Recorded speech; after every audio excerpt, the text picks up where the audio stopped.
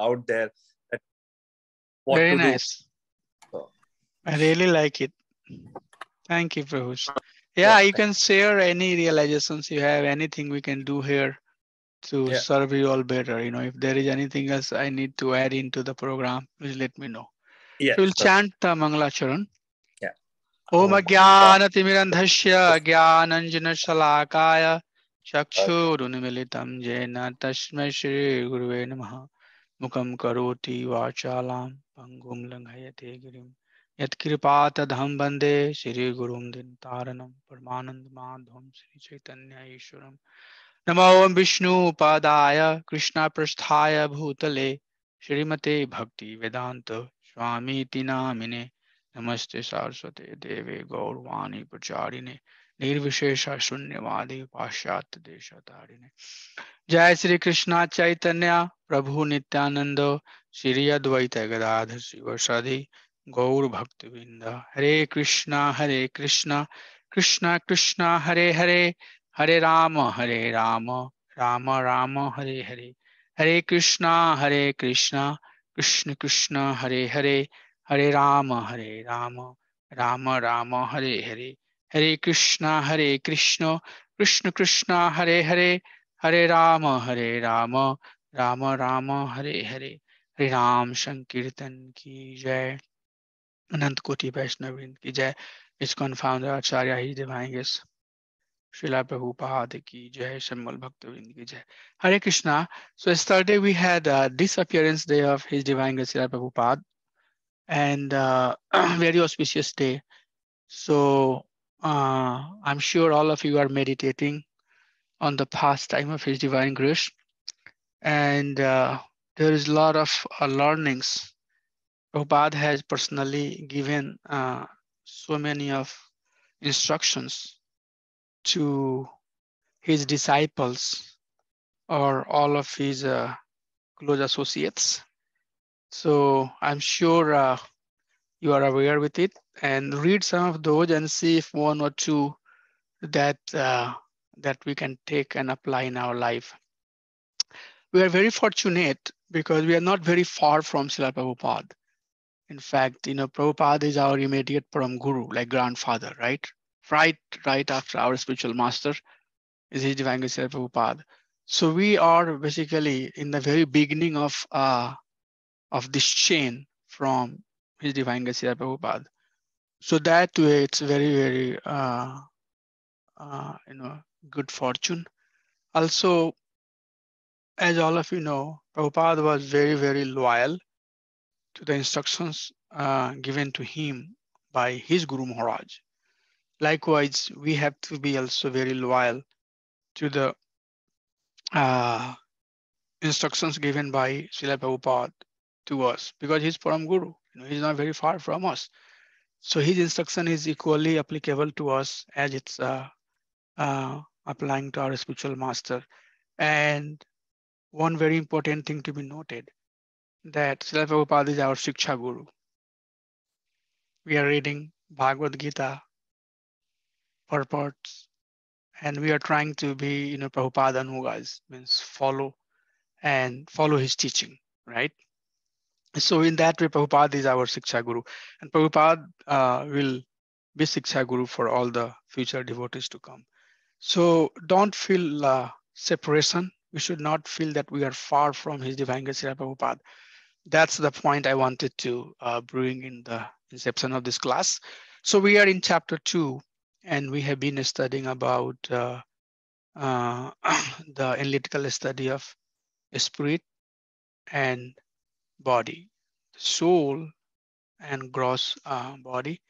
And Krishna is saying that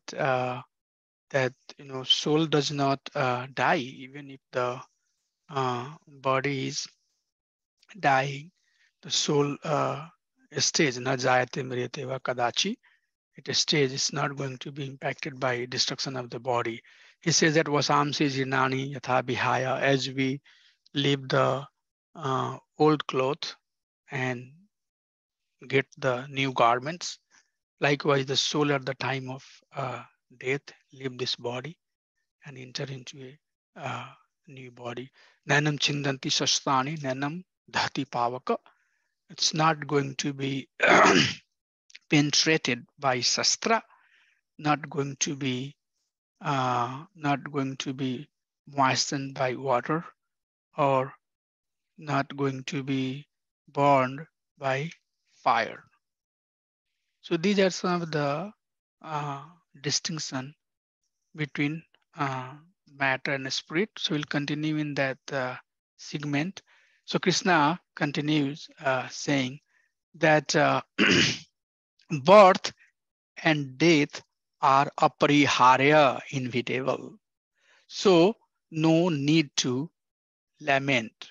No need to lament for something which is eternal, and no need to lament for body which is going to be destructed. So even if you think that soul is always born and dies forever, you still have no reason to lament. Why?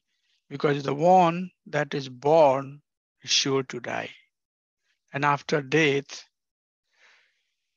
is sure to take birth. So both of them are unavoidable, inevitable. Hence, you should not lament. So if the soul is eternal, then if it has taken birth, if it has gotten the body, then it will continue. It will get into different body.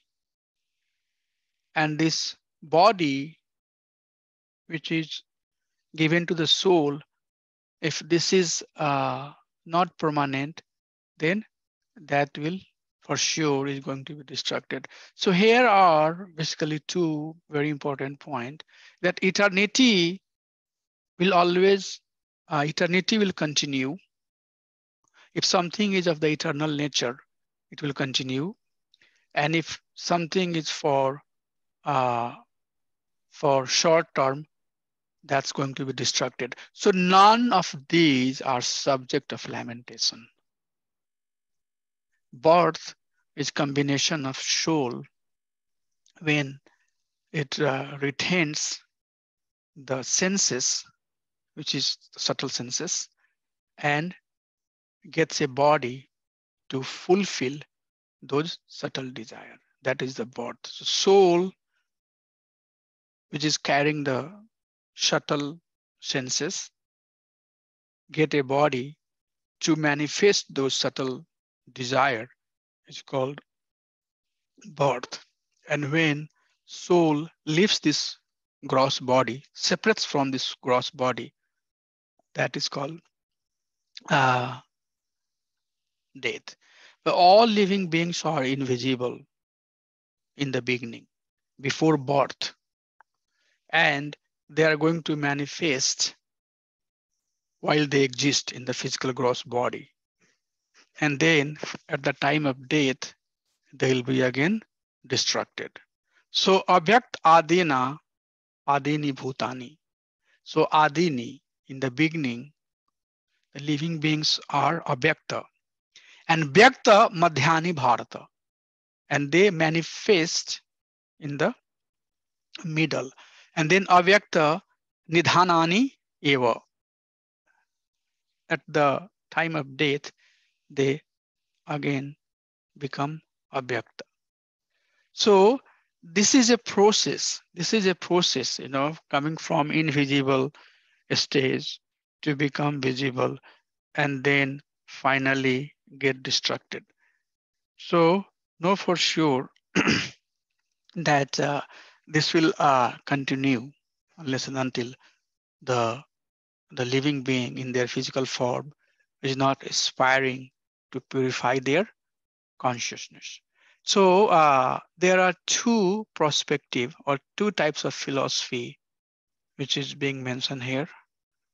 The first one is Sankhya philosophy, which says that even when the living entities are not visible, their subtle and gross body exists eternally. And that's what basically is being mentioned here. That although the body is going to be destructed, but their subtle existence will continue. And that's the Sankhya philosophy. But Drishti Srishti Vada, there is another school of theology. And that, according to that school of theology, that even when the living entities are visible in their middle period, that existence is also illusion. And the literal meaning of the illusion is something which is not it is, it is appearing to be something, but in reality, it is not that. So according to Drishti Srishtivad philosophy, that we appear to be male, we appear to be female, we appear to be whatever, designation we have. In fact, all of that designation is illusion. So, whichever way you try to take it, the reality is that soul is not affected by all of these identity, or all of being invisible, being visible, again being invisible. With these steps, soul is not going to be impacted by it. Soul is away from it. So in fact, Krishna is inspiring Arjun to see more on the platform of soul, which is eternal, rather than seeing all the relatives in form of their body. The soul is amazing. And this beautiful verse comes here. It says that Asharyavat Pashyati Kashidenam. Many sees soul as amazing. Pashyati.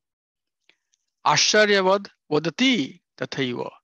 And many Vadati, many says, many describe it as Asharyam.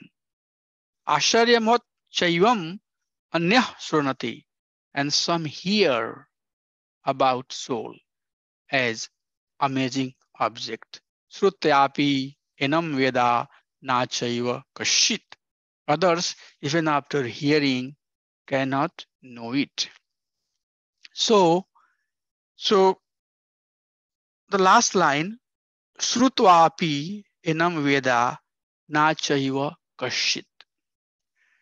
There are people, even after hearing, cannot know it. And you don't have to go far. You can see that there are even religious practices where people think that that the body is what we are. Once body is destructed, our identity is destructed. Or we have soul, other living beings do not have soul. So there are different perception about soul. Some sees soul as amazing. Some describe soul as amazing. Some, when they hear about soul, oh, so amazing. Soul, soul is in a body of a minute germ, and soul is in the body of a gigantic, elephant. The same soul. The soul is not distinction. So soul is perceived in different ways, but there are people who don't even perceive the existence of the soul, right? So we are lucky enough that we at least perceive, or at least we accept that there is something like soul. Yes, it might be true that we might not have true understanding of what the soul is, but at least we ourselves have some degree of belief that there is soul. And both, small entities such as a microbe to the gigantic entity, all of them are enlightened by presence of, soul. I was just thinking one day that there are, so many dolls that you would see kids are playing, and all of these dolls have batteries, and battery is basically chetana. Battery is the, in one sense, gives the, functionality to the achal vastu, right? So chal and achal. So there is, in every aspect of the creation, there are chal and achal concept. There is a concept of gross, and then there is a concept of consciousness, right? So soul is the conscious concept of the creation. Like this body, normally we say gross body. So the soul is the Chetana Shakti in that body. And when soul, the Chetana, the consciousness that body has, when that consciousness leaves the body, then again it becomes, gross. Likewise, so many dolls you would see, once battery dies, then there is there is no movement happening. So the functionality, that we are seeing, or in one sense, the quality that we are seeing, in fact, that those are basically due to presence of the soul. Once soul leaves, then it becomes achal. It becomes a dead object. So soul has definitely a lot to play with the Lord's creation. So that's part basically is being emphasized here, that the soul is amazing, and how amazing it, you'll have to little bit expand it to understand in different ways. But overall, soul is amazing. So Krishna is saying that, but the soul is not going to be badha. It's not going to be killed. Soul cannot be killed. So here Krishna finally concludes, Dehi nityam avedhoyam, dehe sarvasya bharata, tasmat sarvani bhutani, na tvam shochitum arhashi. Dehi nityam avadhayoyam, dehi nityam avadhayoyam, dehi sarvasya bharata. Dehi sarvasya bharata. All the living being who have the deha, tasmat sarvani bhutani, all the living being who has the deha, in that deha, the dehi and dehi word is being used here. Dehe sarvasya bharata tasmat sarvani bhutani. In all living being who have received the body, dehi, dehe, dehi is the nityam, and is abadhayo, is not going to be killed. So deha is going to be killed, but the dehi, the one who holds this deha, he is abadhayo. So soul is not going to be killed. So when you fight and when you are killing, be assured that the dehi is not being killed. Okay, so that's how basically these segments over. Krishna gives Arjun knowledge about spirit and matter, and that's Sankhya philosophy. Then the second reason Arjun gave, that I'm not seeing any enjoyment. Even if we become victorious, what I'm going to gain? Because all of my kinsmen, all of my relatives who are assembled here, if I become king, I'm going to enjoy with them. But if they are not around, then who is going to be around me, with whom I'm going to enjoy this kingdom? So I do not see any. Then Krishna tells him in this chapter about Sakama karma. So we'll just go through this one very quickly. So in this section, Krishna is telling Arjun about Sakama karma, and Sakama karma is basically performing the prescribed duties. Duty based upon your varnashram. So Sakama karma is the duty that living entity perform with some results based upon their varna and ashram. So doing prescribed duty of fighting, Krishna says, will open the door for heaven. Why? Because you are Kshatriya. So Kshatriya is one of the varna. So you are Kshatriya, and for Kshatriya, you have, there is no other occupation higher than that, that you engage yourself in fighting for dharma, right? Fortunate are those Kshatriya which have gotten the opportunity to fight. Because if you, this is your swadharma, and if you fight as a Kshatriya after leaving this body, you will go to Swarga. But if you do not fight, then that's going to incur sin. Okay, so if you do not fight, that's going to be sin for you. But if you fight as a Kshatriya, even if you get defeated, you will be destined to Swarga. But if you don't fight, then that would be Sheen. And we saw before also, Krishna is saying that that's going to be Akriti. Kriti and Akriti. It's going to be Akriti for you. Everybody will laugh upon you. Even before the fight begins, you are almost dead. Because for Kshatriya, Akriti is more than death.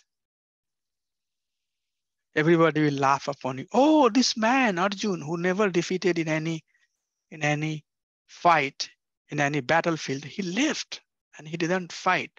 So everybody will laugh upon you. And this is going to be basically criticism, ninda for you.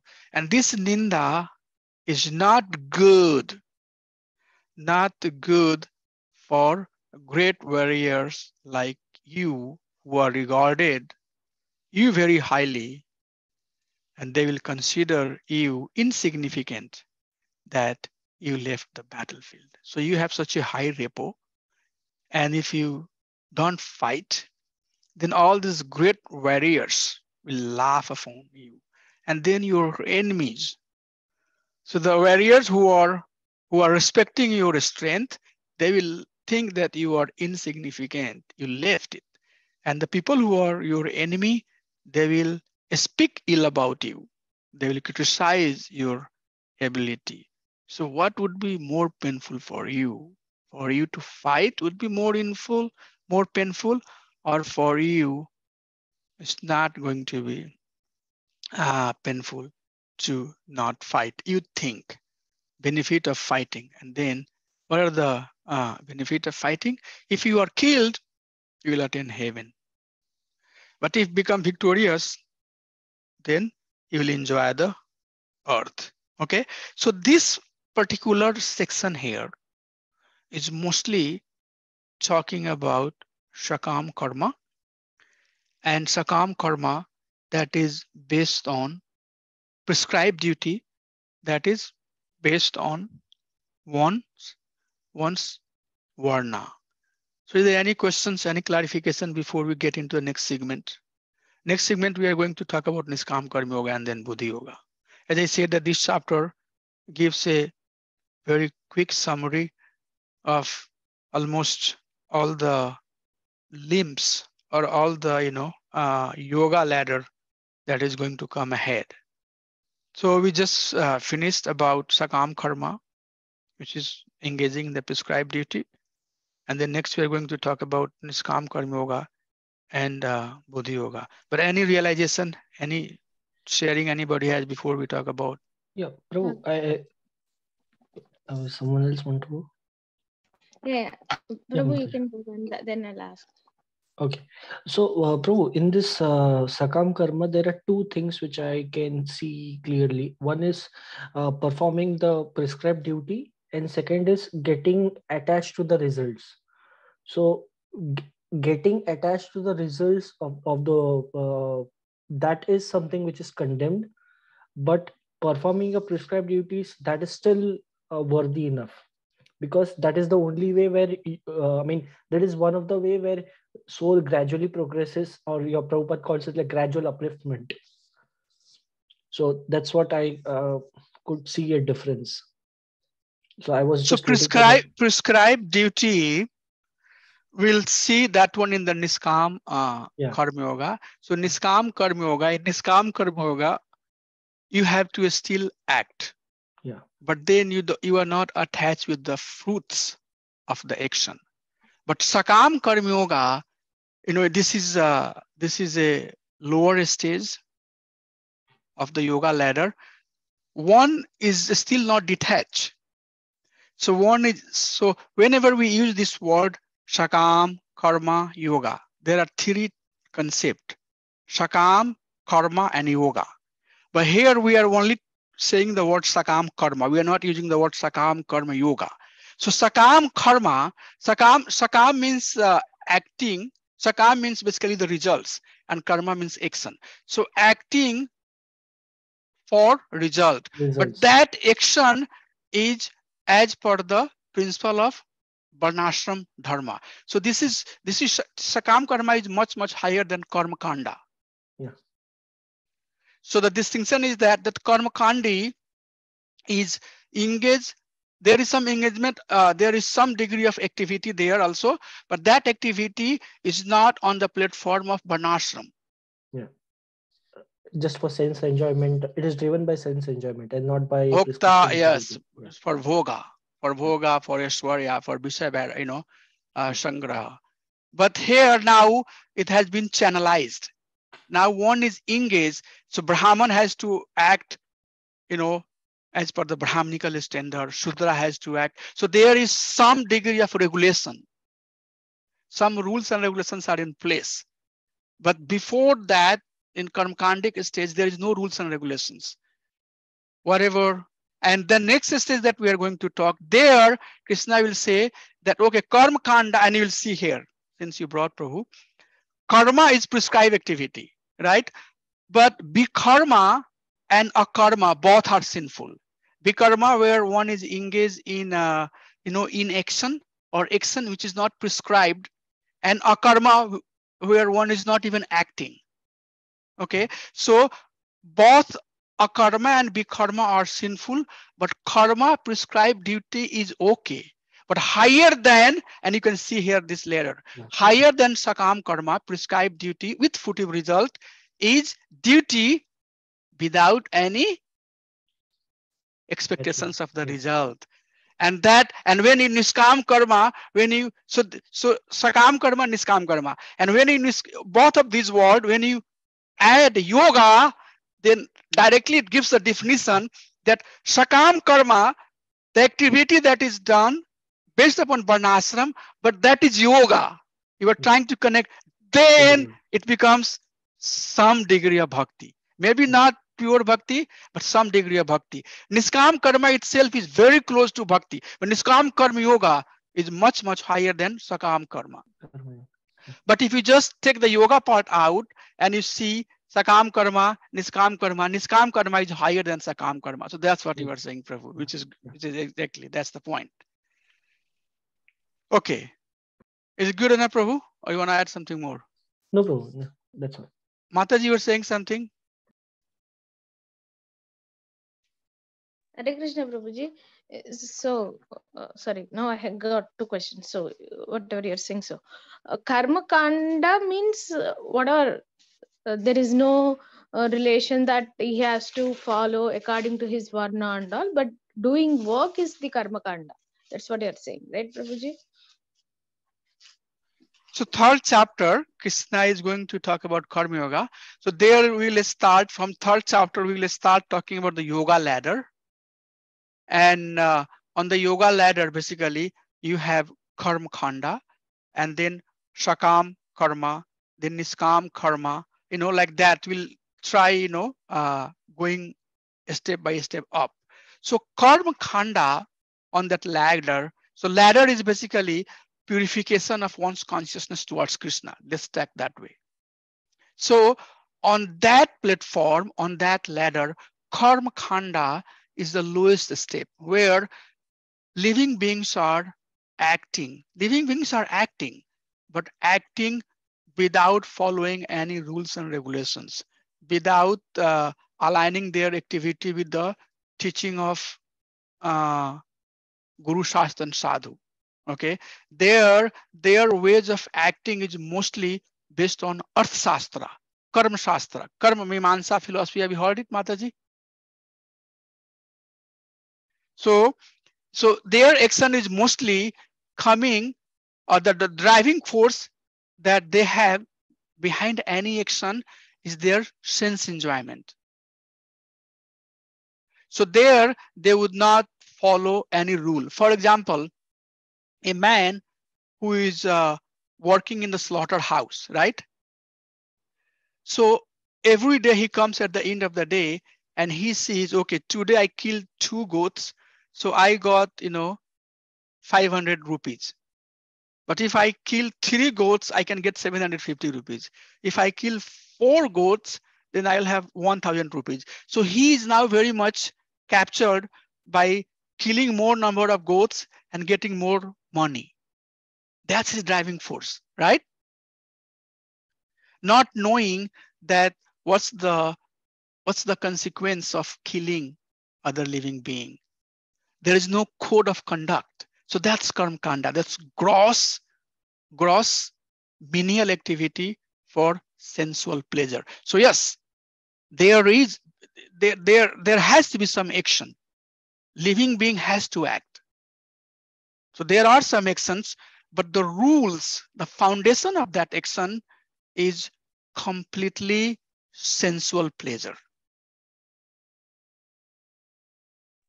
Yeah, got it, Prabhuji. So I have one more question here.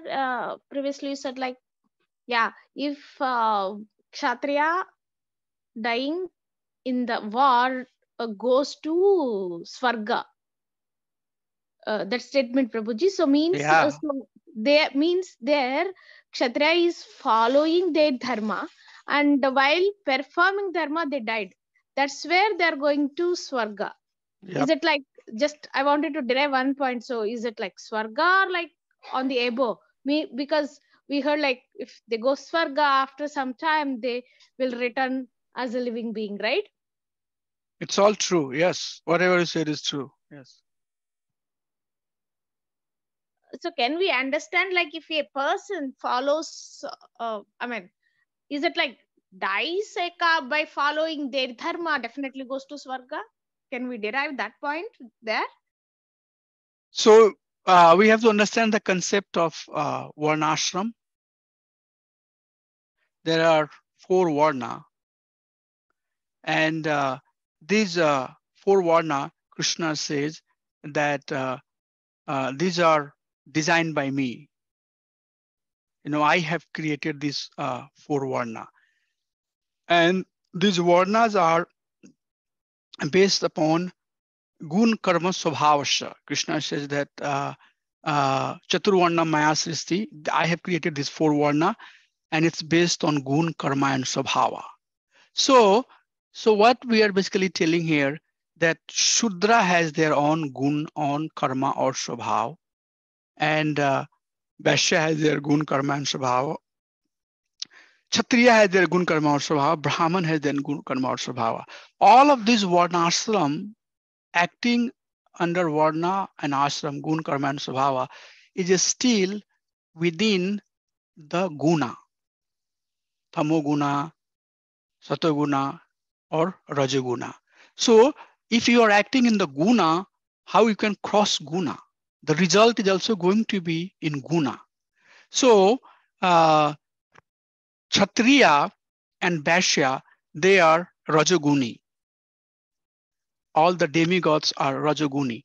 So if you are basically performing the prescribed duty at Kshatriya, you are basically following the rule of rajaguna. And then you go to their planet. Very simple, as simple as that. That's simple ways to understand. So this guna, this varna is also to elevate the consciousness of the people. But just to keep it very simple, that if one is performing the varnashram very technically, being very right with their gun, their karma, and their swabhav, then once they leave the body, they go to Swarga. You cannot, by following the Sakam karma, one cannot go to Krishna or cannot go beyond the guna. The Shuddha Sattva, the Shuddha Bhakti has to be there. And this chapter will help us understand there. This ladder will help us understand. So we have come to the Sakam karma, then it will take us to Niskam karma, and then from Niskam karma we can start talking about the Buddhi Yoga. But as long as we are engaged in this Sakam karma, and you can see I have drawn a line, we are still playing with the modes. Traya guna Vishaya Veda, Nasturguna Bhava Arjuna. Oh Arjun, the Vishaya of the Veda is this Tiriguna. But my recommendation for you is that you become transcendental. So this Varnashram Dharma is still within the Guna. I don't know, Mataji, or you have something else that you are trying to ask?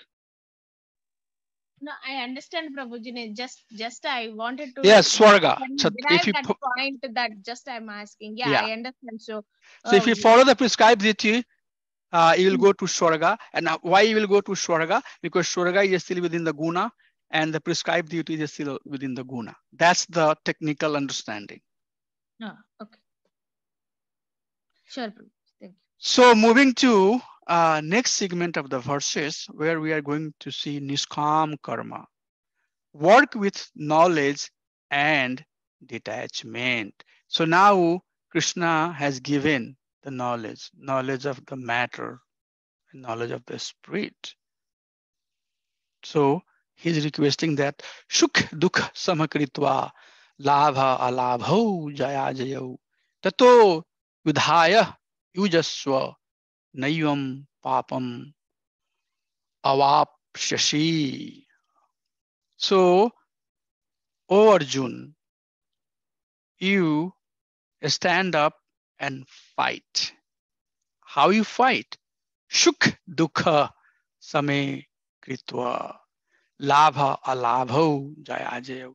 Don't worry too much about this is going to give you Shukha or this is going to give you Dukha. This is going to make you famous or this is going to make you infamous. Labha, alabha. Is it for your benefit or alabha? Or is it for your loss? Jaya, ajayu. Is it for your jaya, for victory, or ajayu, for your loss? Don't get captivated by that, but rather get up and fight. Fight with equanimity, and that will give you no sin, and that's higher than Sakam karma. So this itself, gives the definition of Niskam karma. Niskam karma, where Shukh Dukh, Labha Labho, Jaya Jayo, these things are not in our consideration. So when we act in Niskam karma, then that's also bhakti. That's bhakti yoga now. Niskam karma yoga becomes bhakti yoga. When you have take that fruitive, the shakam part, you have taken out. And now you are acting. And if you don't have this, and later you will see, Krishna is saying that bhoga ashwarya prasaktanam, unless and until there is ashakti for bhoga and ashwarya, it's very hard to be resolute. So this Sakam thing is not very simple.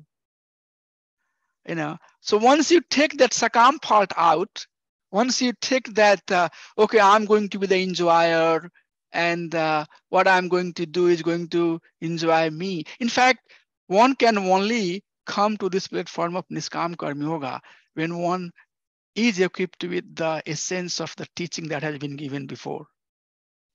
You have to know, you can act as a Niskam Karma Yogi only when you know that I'm not this body. Somebody appreciating this gross body is not appreciation of me. Rather, I am beyond this body. In fact, this is very deeper understanding. Now you have very much intact yourself. You have very much identified yourself as a soul. And then you are acting on that platform. Who doesn't like, and this thing, Krishna has spoken multiple times in Bhagavad Gita. The word we will use the dhira,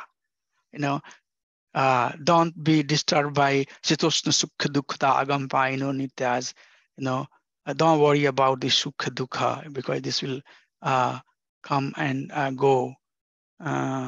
He's saying that Komaryanam jara tatha dehantar paptam dhiras tatna muyati. So this soberness, and you'll see, it will come again later when Arjun will ask, what is the symptom of a person who is Jivan Mukta? Then Krishna will again help you understand.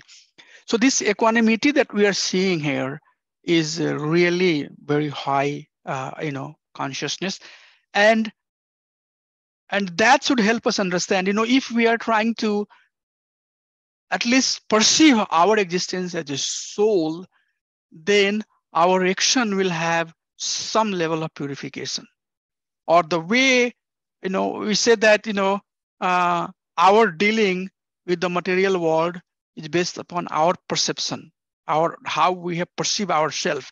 So a person who has somehow or other perceived one's existence as a soul, then that person will be inspired to act like that. Sukh, dukh, samakritva, labha alabho, jaya jayo, tato yudhaya yujashwa, nayam papam avapashasi. It's not going to incur any sin when you act as a Niskam Karma Yoga. So from there, one's activity becomes sinless. Let's see then what Krishna says. In verse number 39, Krishna is saying that take the shelter of Buddhi Yoga. Okay. Now, Buddhi Yoga is basically Bhakti Yoga. Take the shelter of Bhakti Yoga. Why? Because in that yoga, there is no loss. I'm sure all of you love this verse. Neha vikarma nashyo asti pratyavayo na vidyate salpam apiyasya dharmasya trayato mahato bhayat. Because in this process, there is pratyayayo na vidyate. There is no loss. He says there is no loss. Salpam apiyasya dharmasya. Even little bit one has acted on the righteous path, on the dharma, trayato mahato bhayat. It will save one from greatest danger. Then he says, take that bhakti as one pointed. Take that bhakti yoga with one point. And what is that one point? Krishna. Taking shelter of Krishna without any deviation. Vyavasayatmika buddhi ekah kurunandana bhahushakha hi anantasya buddhayo avyavasayinam. The one whose conviction is not fixed have multiple branches, but one. And then Krishna will further explain this later, and will come. In fact, after fifth chapter, from fifth chapter, we can start a little bit building on this one. That one whose conviction is firm, then they have no doubt. And this is very important concept I wanted to mention, by the way, that many acharyas have quoted this verse, and is the word that is being used here is Vyavasai. And you know what is Vyavasai? Vyavasai is literal meaning of the Vyavasai is the one who is dealing with the business, the man who does the business. Vyavasai is the one who is Vyavasai, who is basically businessman. Vyavasai. So Vyavasayatmika buddhi eka kurunandana. But that Vyavasai, if his buddhi is form, if his intelligence has become form, then he's fixed. And what he's fixed on?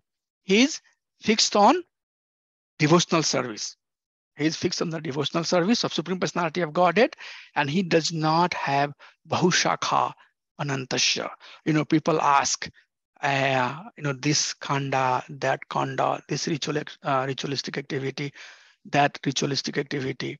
Krishna himself taught to his people to whom he can, as a, the pastime of, just we celebrated the pastime of Giri Govardhan. What Krishna is basically teaching there, that I'm here, I'm with all of you. You don't have to unnecessarily deviate your attention worshipping any, demigod. Krishna himself personally. This is in one of the lessons that we can take from the pastime of Lord lifting the Giri Govardhan, is that Krishna personally is teaching by, to his Gopas and Gopis and all the, Brajvasi, that just having Vyasatmika Buddhi, one firm faith in me is sufficient.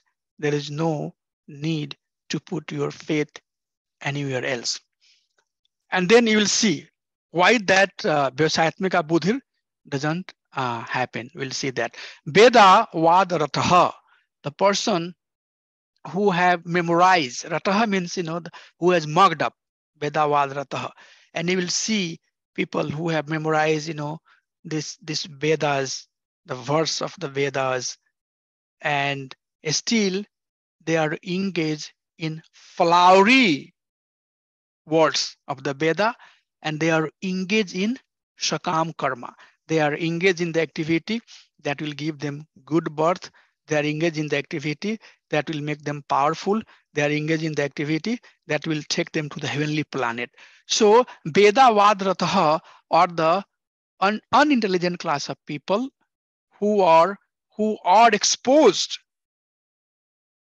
But since they don't have the resolute faith, they are taking the flowery part. They are taking the part of the Veda which is focusing more on fruitive activity. And then in verse number 44, Krishna says, but you know why one cannot have firm conviction in me in bhakti? And this is two important point. I'll give the more expansion on that one. This is a very important point that I would like all of you to carry in your mind, if you can, please. This is saying that Krishna says here the sense enjoyment and material opulence. These are the two factors Krishna is giving here. Bhoga and Ashwarya are the cause to not have the firm conviction. And what I will do is that next slide, will basically get to those verses, read those verses, and I would like to give some time to all of you to share your understanding. But Krishna very clearly says that once one faith is not resolute, and they have multi branches of faith because of bhoga and aswarya. So further Krishna says that Vedas deals mostly with the fruitive activity and slowly elevate one to the mode of goodness, but bhakti is beyond. Bhakti is beyond this three modes. So, O Arjun, you know the purpose of Veda. Purpose of Veda is to basically elevate one consciousness and bring one beyond these three modes. So let me read these verses. This verse will give you really, and then I'll try to little bit honk down a little bit deeper on that one. So it says, Bhoga Swarya Prasaktanam Taya Aphrita Chetasham Vyavasayatmika Buddhi Samadho na vidhiyate. Samadho na vidhiyate. So, bhoga swarya prasaktanam. For those who are too attached to sense enjoyment, bhoga, and material opulence, aswarya, are bewildered by them. And due to that, they would never develop one-pointed intelligence here, determination for bhakti, and their mind will never be fixed. I would like to read this verse again and again. This verse applies at least to my degree of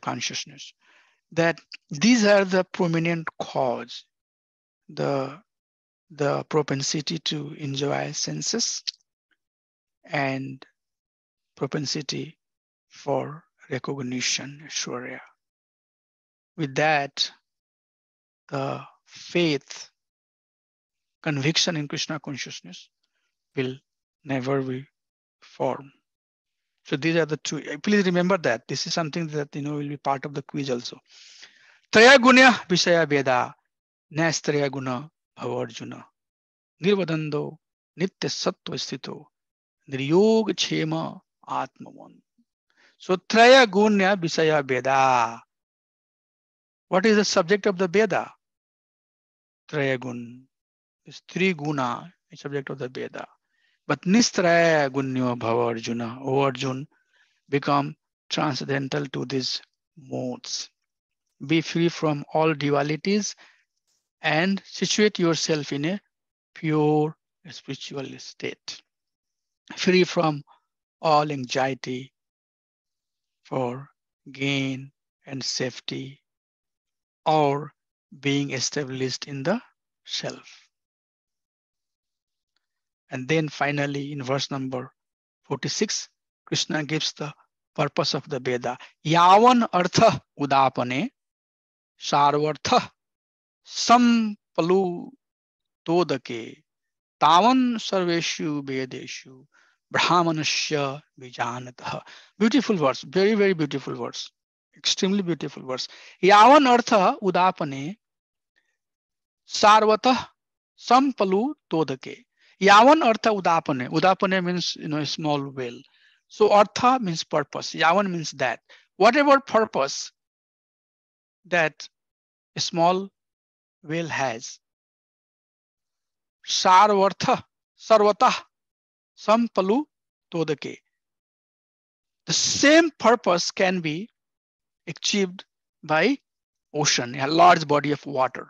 Tavan sarveshu vedeshu brahmanasya vijanata.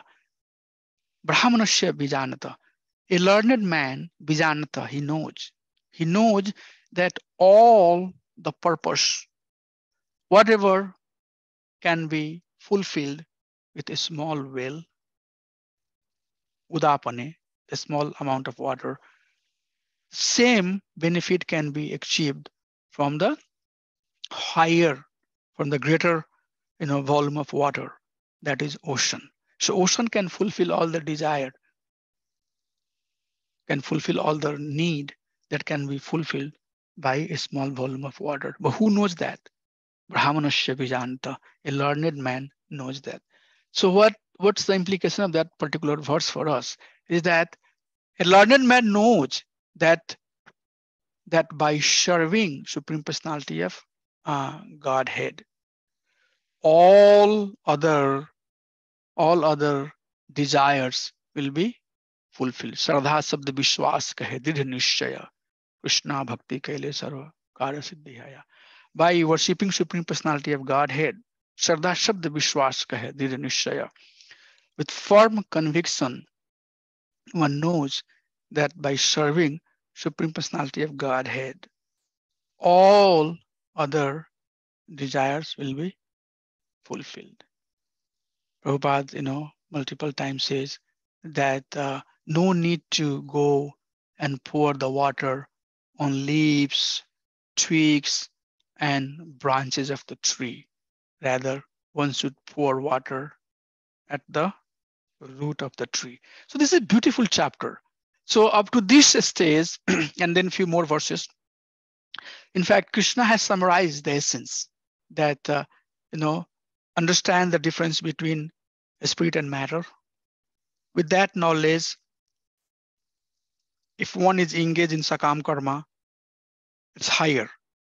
But higher than that, you come and prepare yourself to be engaged in Niskama karma yoga. But higher than that even is to engage in bhakti yoga with firm conviction, without your loss and gain, without your victory or defeat. In fact, Krishna is saying that act for me,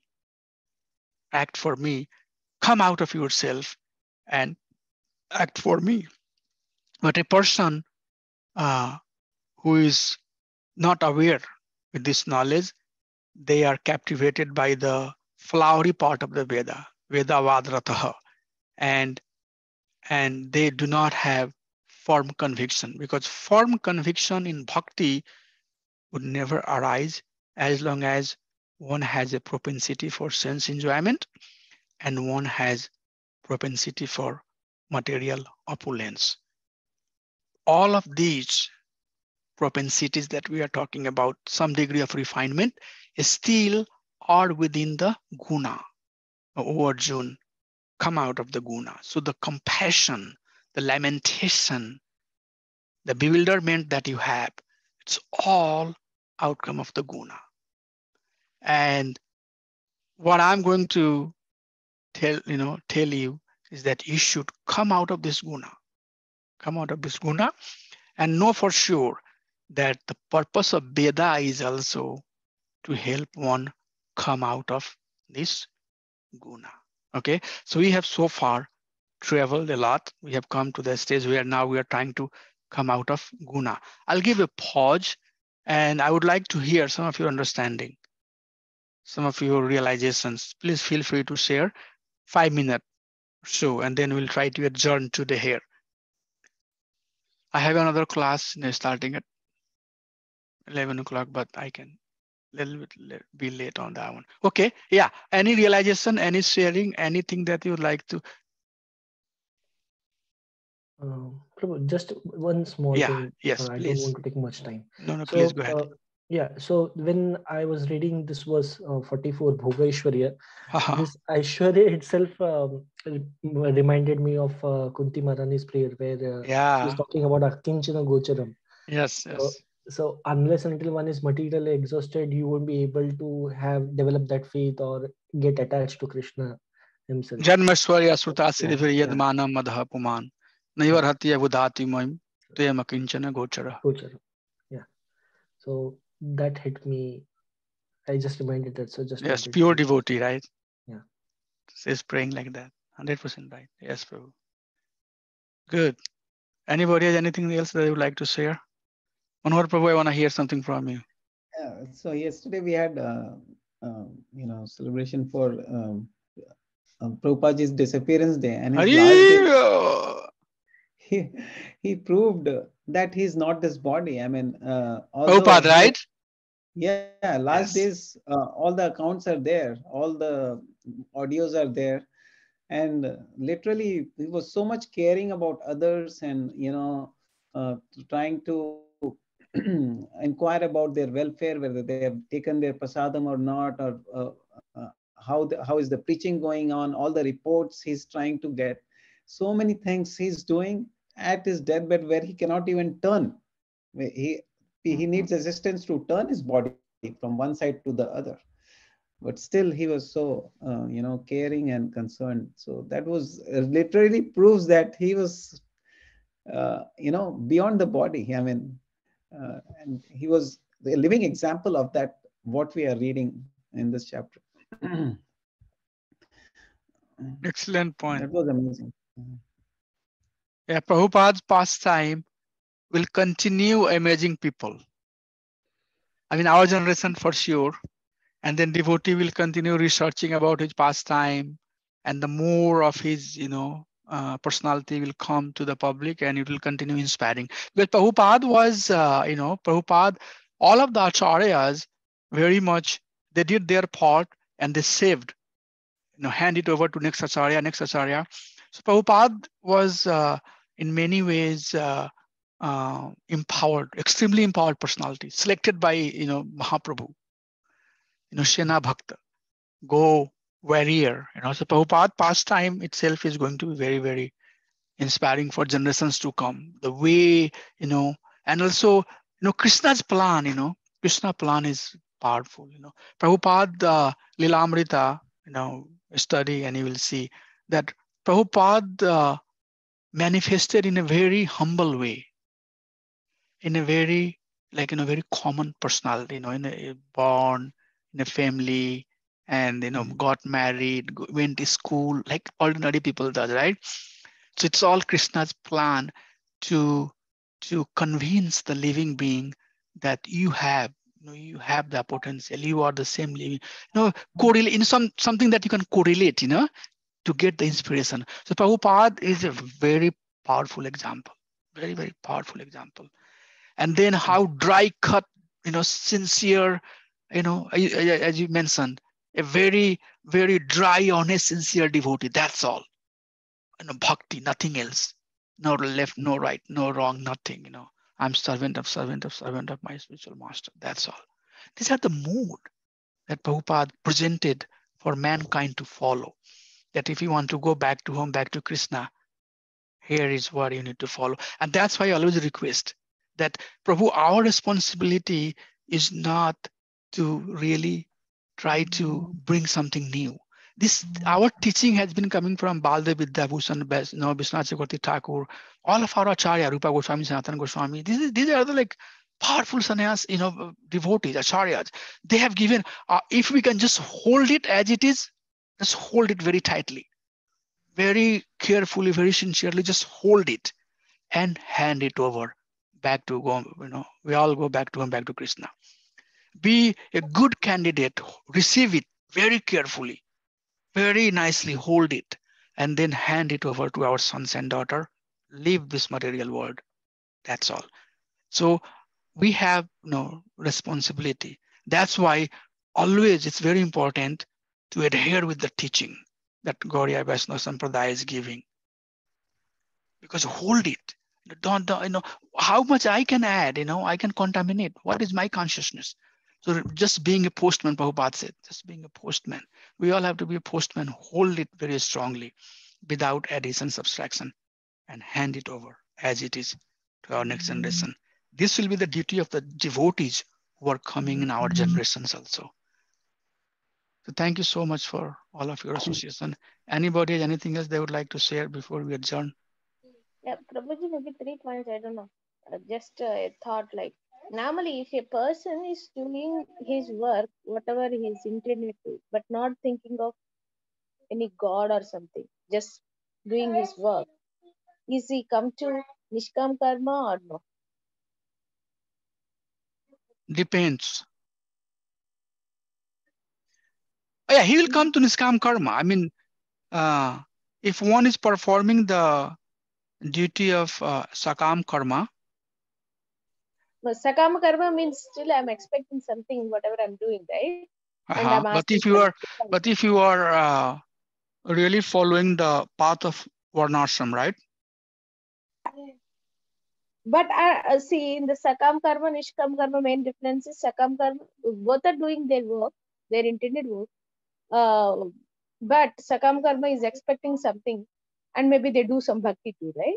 Or Nishkam karma, because just what my question is, the people are doing whatever their intended work and not expecting anything, but not doing any bhakti also, means not thinking of any god also.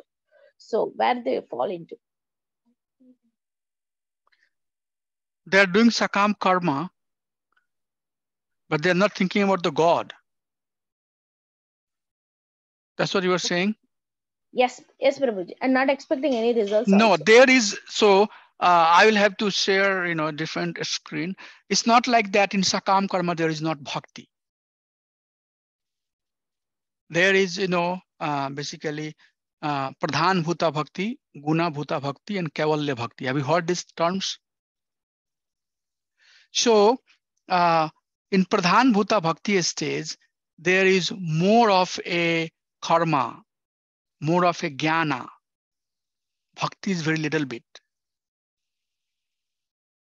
So there is some bhakti.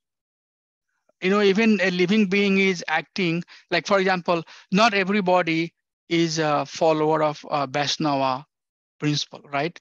But they'll go to 4 dhams. They will go to Vrindavan. They'll go to Ayodhya dham. So they are not doing bhakti.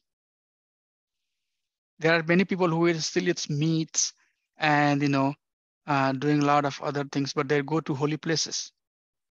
So raga and dvesha, most of the activity in a very ajnana stage is driven by raga and dvesha.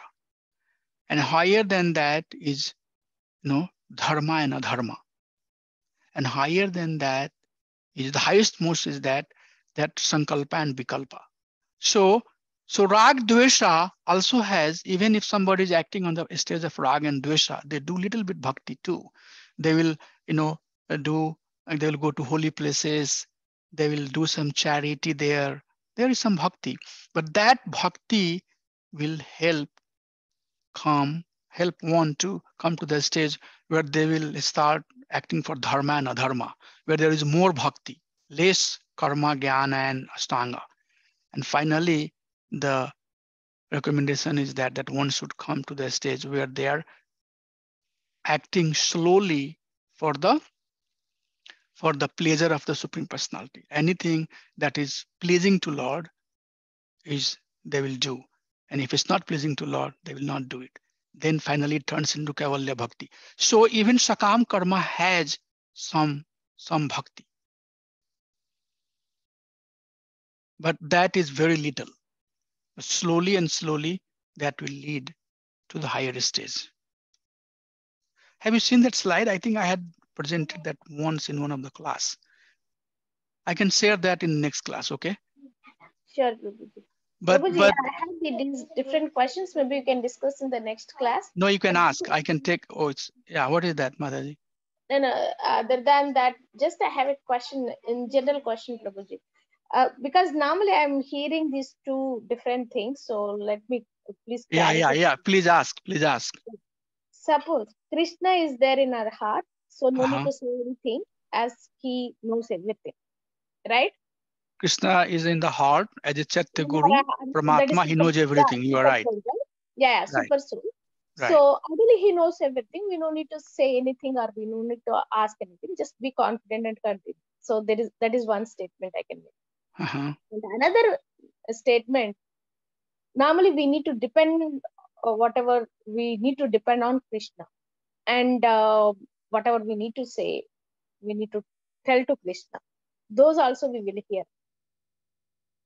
So in both of these two statements, what is the way to go? Or like, is it bhakti versus sarnagati or something? I don't know. Just so in first stage, you say that we don't know about, we know about super soul.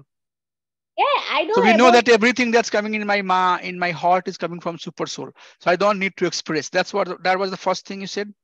Yeah, because he is already there in my heart, super soul. And we don't need to say anything as he knows everything. And just continue. And why to ask Krishna and why to disturb him? That is one statement. What was the second thing? Second statement.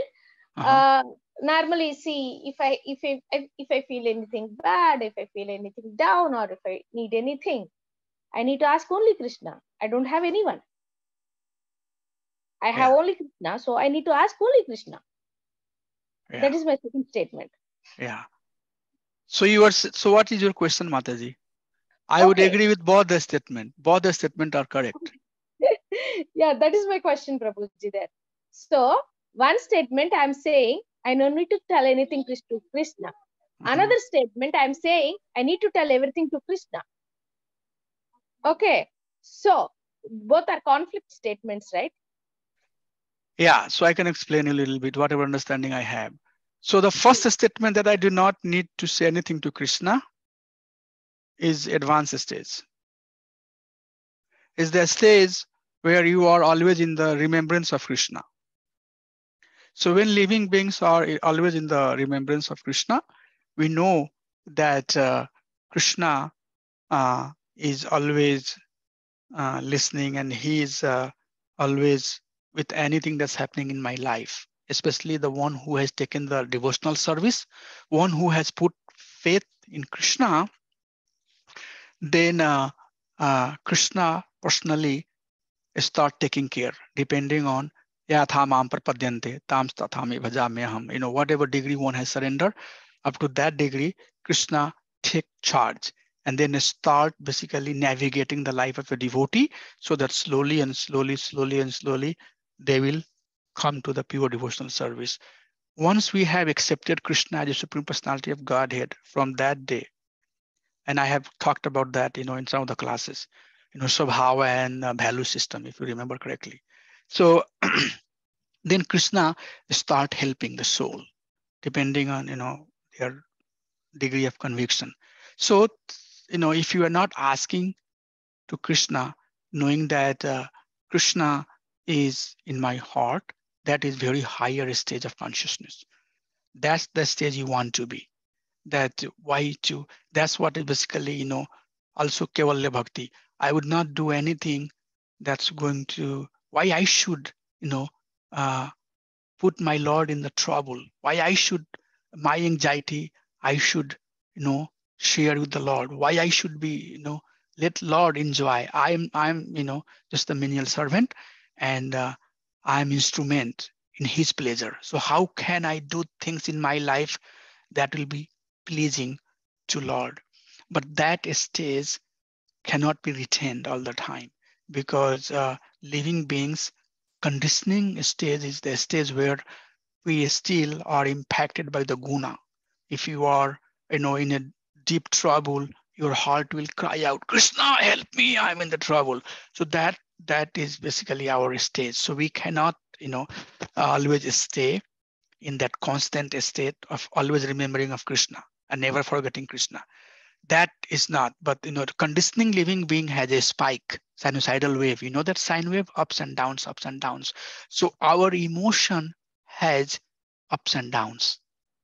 Okay, sometimes we go very low, and even we are trying to be devotee, sometimes we act out of our anger, out of our lust, out of our envy. I do, sometimes I have done. I feel Krishna help me understand that I should not have done like that. All of us are like that. But devotee will right away and see that this was my action against, or this was my action under lust, or under, under anger or false ego. And then they will correct. So if you are on the downhill and you want to come up, yes, there's no bad asking, because that's your state at that time. And that will give you, satisfaction that, okay, I'm calling out the name of Krishna, and that will, bring me up. So both the answer is right, but depending on our consciousness, sometimes you will feel more on the other side, sometimes you'll feel more on the, left side or right side, whichever way you say. So that's what it is. So as long as Satatam Asmartavya Vishnu, Vishmartavya Najatushut, as long as you are able to remember Krishna in every stage, it's good for you. That remembrance will purify your consciousness, and slowly and slowly, slowly and slowly, from Pradhan Bhuta Bhakti, you'll become Guna Bhuta Bhakti, and then finally you'll become Kaivalya Bhakti, which means all the time, remembering Krishna, all the illusion, all the confusion have gone. So no need to worry. As long as you can remember Krishna, don't curse yourself. The most important thing is that you are calling out the name of Krishna. Yes, later part of your consciousness, once you elevate, you will know that that calling out was not a good calling out. But right now, calling out is better than not calling out. Is it good enough, Mataji, for today? Thank you. Dandavad Hare Krishna. So we'll try to adjourn here, and we'll connect next Saturday. Vanshkalpataru Bhesha Kripa Sindhu Bevasha Patitanam Pavane Vaishnava. Assemble Bhakta Vrind ki jai. Hare Krishna, Dandavad Pranams. Thank you. Hari Bol. Hari Bol. Prabhuji, is it this time is changed completely now? Are we on Saturday 10 to 11? Is it the time completely changed? I think Manohar Prabhu has issue with Sunday time. So if that works, then we'll try. We'll try to do it from 11 to 12. Is it okay? 11 to 12. Yeah, Prabhu, Saturday works for me as well. Yeah, it's good, right? Yeah. 9 to 10 won't work, Prabhuji? 9 to 10 Saturday. Yeah, 9 to 10 will be difficult for me. Oh, I go to temple. I did not go today because we have already in the temple yesterday. So I can do 11 to 12, much better for me. 10, sometimes I might be a little tight by the time I get here. Thank you so much for giving me association to serve you all. Hare Krishna. Dandavad Pranams. Hari Bol. Hare Krishna.